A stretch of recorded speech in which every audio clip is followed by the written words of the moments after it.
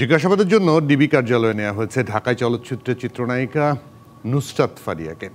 থাইল্যান্ডে যাওয়ার সময় রবিবার হজরত শাহজালাল আন্তর্জাতিক বিমানবন্দর থেকে তাকে আটক করে ইমিগ্রেশন পুলিশ। ডিবি কার্যালয়ের বাইরে আছেন সহকর্মী কামরুল হাসান, তার কাছ থেকে সবশেষ খবর জানার চেষ্টা করছি। কামরুল হাসান, আপনি কি আমাকে শুনতে পাচ্ছেন? শুনতে পেলে একটু ফারিয়ার জিজ্ঞাসাবাদের বিষয়টা একটু জানাবেন। পুলিশের পক্ষ থেকে কোনো বক্তব্য দেওয়া হয়েছে কিনা?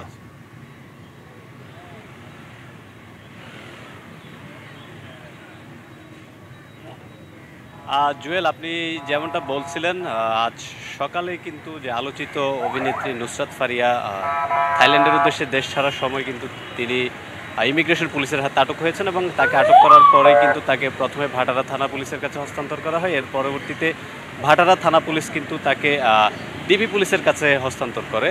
আমি এই মুহূর্তে অবস্থান করছি কিন্তু ডিবি যে কার্যালয়টি রয়েছে ঠিক সেই কার্যালয়ের সামনে। বিকেল 4টার দিকে কিন্তু নুসরাত ফারিয়াকে ডিবি কার্যালয়ের ভিতরে নেওয়া হয় এবং সেখানে জিজ্ঞাসাবাদ কিন্তু এখন পর্যন্ত চলছে। তো আমি একটু আপনাকে যদি জানাই, এখানে আসার পর আমি একজন উপ পুলিশ কমিশনার সঙ্গে কথা বলেছি। তার কাছে আসলে জানতে চেয়েছিলাম যে তাকে কি গ্রেপ্তার দেখানো হবে কিনা। তিনি এই বিষয়ে আসলে যেটি বলেছেন যে তাকে জিজ্ঞাসাবাদ করা হচ্ছে এবং প্রয়োজনীয় জিজ্ঞাসাবাদ শেষে যদি যেই ধরনের আইনগত ব্যবস্থা নেওয়া হয় সেই ধরনের আইনগত ব্যবস্থা নেওয়া হবে। অর্থাৎ সেক্ষেত্রে যদি তাকে যে মামলা হয়েছে, আপনি জানেন যে ভাটারা থানায় একটি মামলা তার নামে আছে এবং সেই মামলায় তিনি কিন্তু ওয়ারেন্টভুক্ত আসামি। তো সেই মামলার গ্রাউন্ডে যদি তাকে প্রয়োজন মনে হয় যে তাকে গ্রেপ্তার দেখানো যেতে পারে, সেক্ষেত্রে হয়তোবা তাকে গ্রেপ্তার দেখানো হবে এবং যদি তাকে গ্রেপ্তার দেখানো হয় তাহলে সেক্ষেত্রে আগামীকাল তাকে আসলে আদালতে প্রেরণের যে বিষয়টি সেটি আসবে। একনল হ্যান্ড ওয়াশ 100% প্যারাবেন ফ্রি, তাই নিরাপদ হাতের জন্য আস্থা রাখুন একনলে।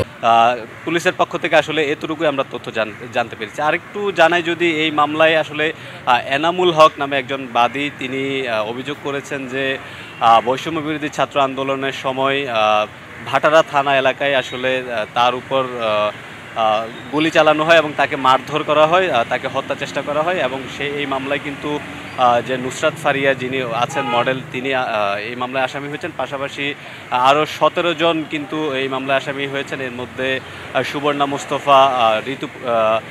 মুস্তফা, অপু বিশ্বাস সহ যে নায়িকারা রয়েছেন তারাও কিন্তু আসলে এই মামলায় আসামি হয়েছেন এবং পাশাপাশি কিন্তু আওয়ামী লীগ সরকারের সাথে সংশ্লিষ্ট নেতৃবৃন্দ সহ প্রায় 280 জন কিন্তু এজার নামীয় আসামি, পাশাপাশি 150 থেকে 200 জন অজ্ঞাতনামা আসামিও কিন্তু এই মামলায় রয়েছেন।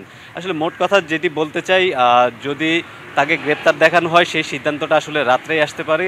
এখন পর্যন্ত যে তথ্যটি আমার কাছে রয়েছে, আসলে তাকে জিজ্ঞাসাবাদ কিন্তু চলছে এখন পর্যন্ত। যদি তাকে গ্রেপ্তার দেখানো হয় সেক্ষেত্রে ডিবির পক্ষ থেকে রাতেই সেটি আমাদেরকে নিশ্চিত করা হবে। তো এই ছিল আমার কাছে এখনকার মতো সব। কামরুল, অনেক ধন্যবাদ আপনাকে সময় দেওয়ার জন্য।